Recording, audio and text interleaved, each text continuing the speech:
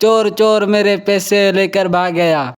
सरदार साहब खादू चोर है ना, उसने मेरे पैसे लेकर भागे हैं। सरदार साहब अभी मैंने अपनी बकरी बेचकर अभी आ रहा था, रास्ते से खादू चोर ने मेरे पैसे गया, उसको लेके आता हूँ।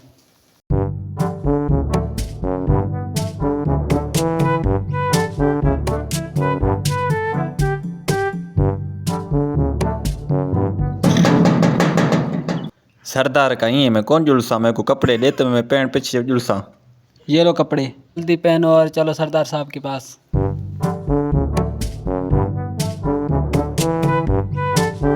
मेरे जूते फाटे लन, मेरे को जूते दे तो मैं जुला ही है, कौन जुलसा ही।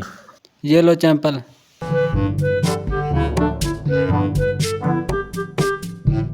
अदा मेरे गोडे जो सूर है, ये गाड़ी देसी ने जुलसा ना तो कौन जुलसा ही। चलो चलो।